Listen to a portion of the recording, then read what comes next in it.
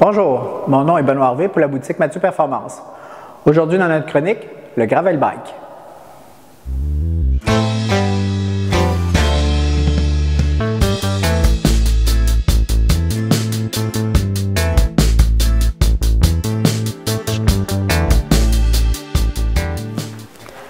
Le gravel bike, une des catégories qui a vu augmenter sa popularité de manière importante dans les dernières années, et pour cause, et c'est directement lié à sa versatilité.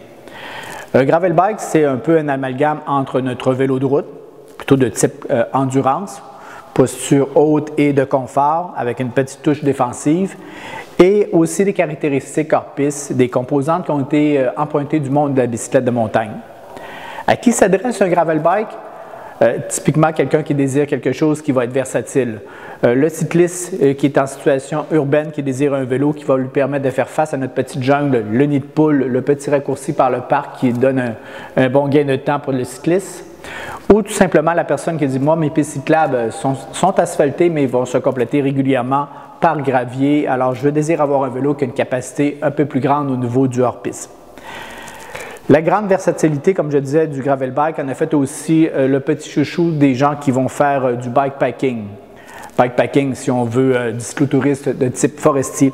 Alors, ce sont des vélos qui arrivent bien souvent avec toute une capacité de venir installer des accessoires pour pouvoir transporter nos équipements de camping, mais surtout sa capacité de hors-piste qui va permettre à la personne qui est partie pour un parc national ou à une petite ZEC qui est dans leur secteur d'aller traverser les secteurs plus rustiques, ruisseaux, boues et chemins de 4 roues, et pour pouvoir profiter d'un sentier qui va être vraiment hors piste. Premier point intéressant à regarder chez les gravel bikes. Ils sont souvent offerts en deux versions au niveau de leur propulsion. Une qui est couramment appelée le 2x11 pour 2 plateaux et 11 pignons, qui est un groupe de propulsion qui ressemble à ce qu'on va voir chez les vélos d'endurance. Le point qui est très distinct chez un gravel bike, c'est que notre pédalier est de manière très significative plus petit, ce qui va lui donner plus de légèreté pour tout ce qui s'appelle montée de côte et un peu moins de vitesse maximum possible. Mais c'est tout de même la version entre les deux types de propulsion chez le gravel bike qui offre le plus grand champ de vitesse entre les plus légères et les plus rapides. Alors, dans notre jargon de cycliste, 2x11. Gravel bike, 1x11.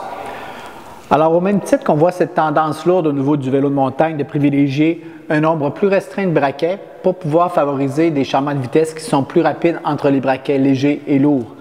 Alors, on peut facilement imaginer que le cycliste qui va chercher à avoir ce genre de gravel bike cherche à avoir un vélo qui va pouvoir lui permettre de changer rapidement vers la légèreté versus la rapidité pour le changement de terrain qu'il va avoir. Alors, imaginons qu'on est en terrain plus rustique, en forestier vraiment, une ZEC, c'est ce qu'on va privilégier comme groupe de vitesse parce que ce n'est pas le choix de tout le petit changement de vitesse qu'on va avoir, mais bien sa rapidité. Plus, moins, moins, aucune réflexion à avoir au niveau est-ce que je suis rendu à faire mon changement de plateau ou un changement de pignon. Il n'y a pas aucune réflexion à prévoir, on fait tout simplement une lecture de notre terrain et go, on est parti pour notre petite randonnée de gravel bike. Choix de pneus que vous désirez utiliser. Ça peut fortement influencer le choix de votre gravel bike que vous allez prendre.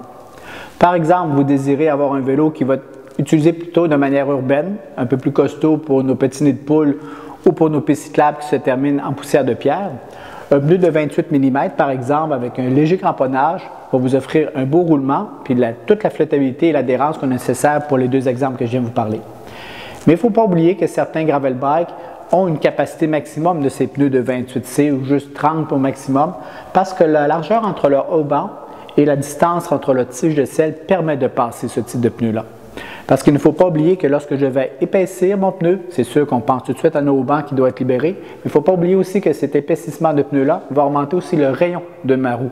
Ce qui fait que quelquefois les gens vont avoir une mauvaise surprise, le pneu vient frotter sur la tige de selle. Si on désire utiliser des pneus, par exemple comme ici, un pneu jusqu'à 40C, un pneu qui ont plus de crampons, qui va nous offrir une meilleure adhérence pour un terrain plus rustique, certains gravel bikes acceptent très bien ces largeurs-là parce que les hauts-bancs sont adéquats et la distance de selle et roue sont parfaites. On a certains extrêmes, par exemple, comme ici chez Salsa, où ce qu'on va pouvoir accepter des pneus dans les standards 29 pouces jusqu'à du 2,5 pouces de large, ce qui va nous offrir une très bonne flottabilité pour le cycliste qui vise vraiment un gravel bike qui va être vraiment utilisé qu'en section hors piste. Gravel bike et bikepacking, souvent mis dans la même phrase. Alors, si c'est votre cas, n'oubliez pas de bien vérifier que votre gravel bike vous offre une belle latitude au niveau des ancrages que vous voulez utiliser. Par exemple, ce Revolt de chez Giant, malgré une intégration parfaite, on va pouvoir avoir toute la latitude de venir mettre porte-bagages à l'arrière parce que les fixtures sont prêtes, au même titre que j'ai sur la fourche certaines fixtures. Si vous désirez déjà faire des choix de sacs qui vont être installés à l'arrière ou entre les guidons, vérifiez certains détails aussi importants que la largeur que votre guidon, qu'est-ce qu'elle va vous permettre d'avoir comme latitude, comme sac à l'avant.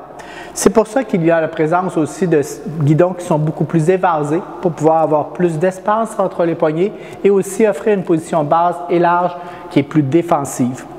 Alors, vérifiez les fixtures selon le type d'utilisation que vous allez avoir, particulièrement tous les accessoires que vous désirez mettre sur votre gravel bike. Les gravel bikes comptent aussi dans leur famille des e-bikes, c'est-à-dire des vélos à assistance électrique, en bicyclette assez génial, juste à imaginer une belle après-midi sur une piste cyclable qui est majoritairement en poussière de pierre, le vélo idéal pour ce cycliste. Deux types de vélos qu'on pourrait mélanger avec des gravel bikes, mais qui sont d'utilisation bien distincte au gravel bike. Par exemple, le cyclotourisme. Oui, c'est un vélo qui a une capacité hors piste, qu'on pourrait mettre une belle pneumatique un peu plus cramponnée, mais il ne faut pas oublier que les cadres sur les cyclotouristes sont des cadres qui sont prévus pour avoir une charge plus importante que seulement que le cycliste. Alors, on envisage tout de suite sacoche arrière, sacoche avant, un paquetage qui peut aller à 50, 60 et 80 livres dans certains cas. On est parti pour du cyclotouriste de longue distance. Alors, un cadre qui est beaucoup plus rigide. Alors, si on l'utilise comme un gravel bike, ça va nous donner un vélo beaucoup plus vibrant, pas aussi manœuvrable qu'un gravel bike en tant que tel. Autre petit cousin aussi qu'on mélange souvent avec les gravel bikes, les cyclocross. Le cyclocross est un vélo de course, un vélo avec une position beaucoup plus agressive pour le cycliste, un angle de fourche plus fermé. Et quand on parle d'angle de fourche plus fermé, conduite plus nerveuse. Alors, c'est vraiment un vélo typiquement pour la course. Il existe des courses de cyclocross et les gens prennent ces vélos pour aller gagner leur médaille d'or. Alors, c'est quelque chose qui peut ressembler à un gravel bike, mais une utilisation bien distincte. Je termine avec mon choix personnel, un gravel bike de type ultra endurance.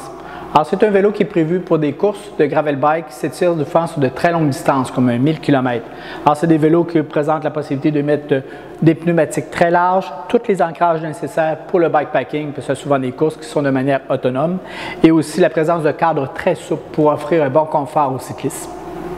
Alors, si vous voyez que les gravel bikes, c'est un monde qui est assez large, venez nous voir à la boutique Mathieu Performance et un conseiller va prendre le temps de regarder les besoins que vous avez identifiés et vous trouvez le gravel bike par excellence. Merci de m'avoir suivi sur cette chronique. Mon nom est Benoît Harvey pour la boutique Mathieu Performance.